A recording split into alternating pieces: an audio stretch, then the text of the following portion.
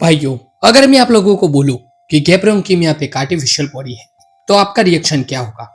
एक इंसान जो यहाँ पे अपनी बॉडी से नहीं अपने लेजेंड से जाना जाता है, उसका ओरिजिन अगर फेक निकले तो लुकिज्म की सबसे बड़ी मिस्टेक दोस्तों सेकंड बॉडी कभी था ही नहीं, बल्कि वो इंसान है जिसके आसपास यहाँ पे पूरी की पूरी स्टोरी यहाँ पे चुपके से घूम रही है, गैब्रियल किम।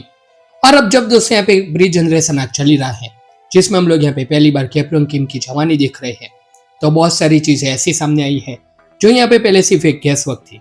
आज हम एक ऐसी थियरी डिस्कस करने वाले हैं जो अगर पूरी तरह से यहाँ पे सच निकली तो डेनियल का परफेक्ट बॉडी, चार्ल्स चॉय के यहाँ पे जो फ्यूचर प्लान्स थे, जिन्हें उनका पास्ट और पूरी जनरेशन जीरो की हिस्ट्री एक ही पजल के हिस्से बन जाएंगे। लेकिन वीडियो में आगे बढ़ने से पहले दोस्तों thank you so much for 25 के सब्सक्राइबर एंड इस वीडियो को भी दोस्तों आप लोग यहाँ पे लाइक कर देना, चैनल को सब्सक्राइब करना मत भूलना। मेरे इंस्टाग्राम को भी दोस्तों आप लोग यहाँ पे फॉलो कर सकते हो जिसका लिंक यहाँ पे आपको डिस्क्रिप्शन में मिल जाएगा। वीडियो में आगे बढ़ते हैं दोस्तों, एक चीज थी जो यहाँ पे शुरू से ही यहाँ पे बहुत ही ज्यादा अजीब लगती थी, वो ये है कि पीटीजे ने यहाँ पे डायरेक्टली गैब्रियल किम की जवानी दिखा दी। मीन्स उसका कोई यहाँ पे क्लियर पास्ट नहीं था, कोई ओरिजिन नहीं था, बस अचानक एक दिन वो यहाँ पे सामने आया और यहाँ पे एक बात बोल दी कि मैं यहाँ पे दुनिया को बचाऊंगा। सबसे ज्यादा दोस्तों सस्पिशियस ये है कि मिस किम, जो कि यहाँ पे प्री जनरेशन के सारे बड़े प्लेयर्स को जानती थी, जिनयोंग पार्क, बेको क्वांग, पांगोली, जिन मुजिन, सबका नाम यहाँ पे उसे पता था, लेकिन गैब्रियल किम का नाम यहाँ पे उसने कभी नहीं सुना था। एक इंसान दोस्तों जिसका यहाँ पे इन्फ्लुएंस बहुत ही ज्यादा आगे जाके बढ़ गया, इतना वो पावरफुल बन गया कि उसके बारे में यहाँ पे पूरा का पूरा कोरिया जानता है। लेकिन इतनी वेल कनेक्टेड मिस किम को पहले से यहाँ पे कुछ भी ना पता हो, ये चीज यहाँ पे नॉर्मल नहीं लगती। और उससे भी बड़ा दोस्तों यहाँ पे क्वेश्चन ये है कि बेको क्वान, जो कि यहाँ पे अपने टाइम का बेस्ट रेसलर था, उसकी यहाँ पे अपनी खुद की लेगेसी थी, वो क्यों यहाँ पे एक ऐसे इंसान को फॉलो करने लगा जिसका यहाँ पे कोई नॉन पास्ट हो ही ना। ये पॉइंट ही दोस्तों यहाँ पे सबसे पहला बीच है उस थियरी का जो यहाँ पे कहती है कि गैब्रियल किम जिसको हम यहाँ पे देख रहे हैं वो यहाँ पे एक आर्टिफिशियल बॉडी है, उसे यहाँ पे बनाया गया था। सबसे पहले बात करते हैं दोस्तों गैब्रियल किम की बॉडी की। गैब्रियल के बारे में यहाँ पे जब भी किसी कैरेक्टर ने बात की है, फोकस यहाँ पे सिर्फ उसकी स्ट्रेंथ पर यहाँ पे कभी नहीं रहा। हर बार यहाँ पे उसकी फिजिक है वो यहाँ पे हाईलाइट होती थी। ब्रॉड शोल्डर्स, वाइड चेस्ट और बैक का स्ट्रक्चर यहाँ पे इतना डीपली डिफाइंड कि देखने वाले को लगता है ये किसी नॉर्मल ट्रेनिंग से यहाँ पे नहीं बनाया गया। जिनयोंग मामा ने दोस्तों यहाँ पे खुद बोला था कि गैब्रियल किम की फिटनेस यहाँ पे इतनी ज्यादा थी कि उसके सबसे सिंपल और बेसिक मूवमेंट भी यहाँ पे किसी और फाइटर के कॉम्प्लेक्स टेक्निक से यहाँ पे ज्यादा इफेक्टिव थे।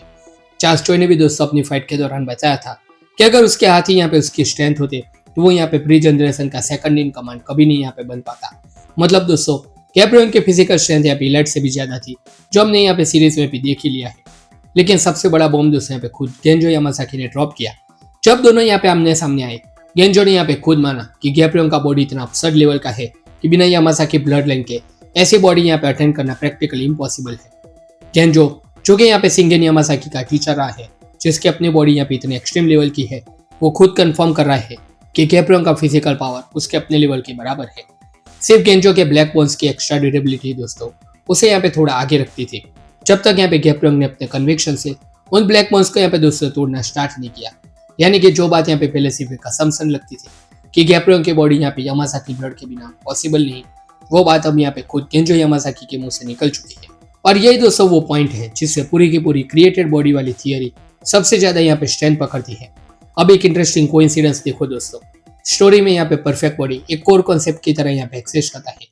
पूरे लुकिज्म का प्लॉट यहाँ पे इसी चीज के अराउंड घूमता है, लेकिन उसका एक्जैक्ट ओरिजिन कि ये चीज यहाँ पे सबसे पहले किसने डिस्कवर की, किसने यहाँ पे इसे परफेक्ट किया, आखिरकार यहाँ पे सेकंड बॉडी आई कहाँ से, अभी तक यहाँ पे उसके बारे में कोई भी इन्फॉर्मेशन नहीं मिली है। इसी गैप को दोस्तों यहाँ पे अपनी थियरी से फील करते हैं।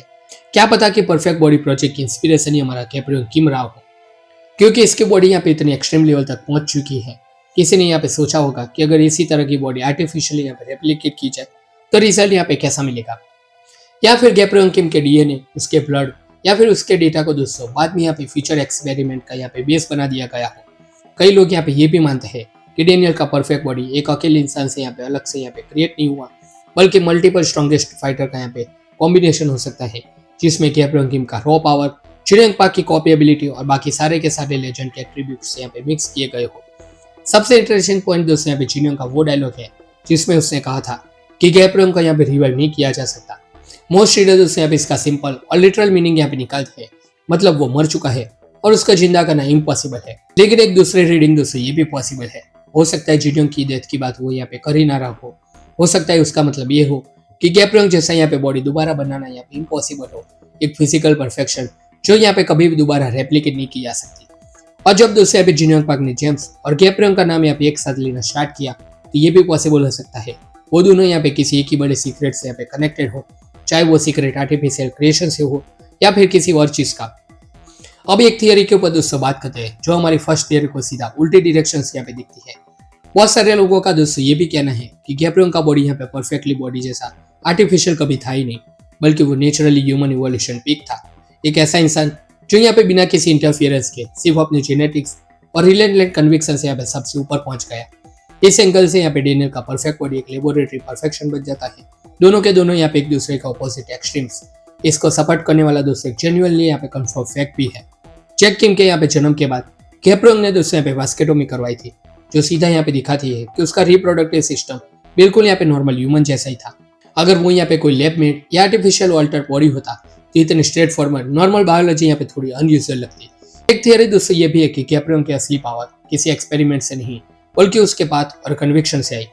लेटेस्ट चैप्टर में दोस्तों हम लोगों ने देख लिया कि पहले वो सिर्फ अपने राइट हैंड को यहाँ पे कन्विक्शन से कोड कर पाता था, लेकिन बाद में यहाँ पे केंजो के अगेंस्ट लड़ते लड़ते उससे अपनी पूरी की पूरी बॉडी को यहाँ पे कन्विक्शन से कोड करना यहाँ पे सीख लिया। उसका बॉडी दोस्तों यहाँ पे इतना पावरफुल इसीलिए बना क्योंकि उसका कन्विक्शन उसकी मेंटल स्ट्रेंथ उसकी लिमिट को यहाँ पे बार बार यहाँ पे तोड़ता गया। यानी आर्टिफिशियल बॉडी थियरी और कन्विक्शन थियरी एक दूसरे के यहाँ पे बिल्कुल ऑपोजिट है। एक थियरी दोस्तों यहाँ पे ये कहती है कि पहले यहाँ पे बॉडी आई उसे यहाँ पे पावर दिया। दूसरी थियरी यहाँ पे ये कह रही है कि माइंडसेट पहले आया उससे यहाँ पे बॉडी को शेप किया। और अभी तक दोनों की दोनों पॉसिबिलिटी दोस्तों यहाँ पे ओपन है कि गैप्रोंग का डीएनए परफेक्ट बॉडी बनाने में यूज हुआ था। मतलब उसकी बॉडी यहाँ पे सिर्फ इंस्पिरेशन नहीं बल्कि एक्चुअली में यहाँ पे रॉ मटेरियल बना था उस प्रोजेक्ट का। दूसरी पॉसिबिलिटी दोस्तों यहाँ पे ये कहती है कि गैप्रोंग का जो ओरिजिनल एनिमी है वो यहाँ पे सेकंड बॉडी यूजर्स थे, जिससे दोस्तों ये अंदाजा लगाया जा सकता है कि गैप्रोंग यहाँ पे बहुत ही पहले से यहाँ पे सेकंड बॉडी वाली दुनिया के अगेंस्ट यहाँ पे फाइट कर रहा था। एक और थियरी ये भी है कि चार्ल्सटन ने यहाँ पे गैप्रोंग की डेथ के बाद सेकंड बॉडी रिसर्च को यहाँ पे कंप्लीट किया।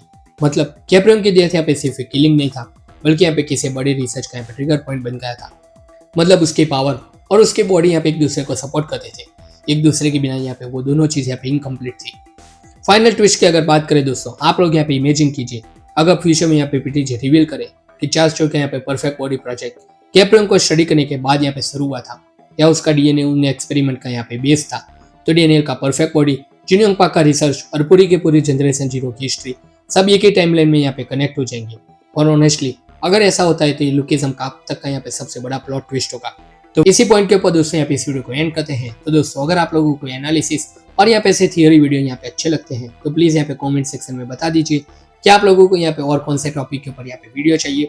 और वीडियो को एंड होने से पहले दोस्तों यहाँ पे इस वीडियो को लाइक कर देना, चैनल को सब्सक्राइब कर देना। हम लोग दोस्तों यहाँ पे मिलते हैं आपसे अगली वीडियो के अंदर, तब तक के लिए गुड बाय।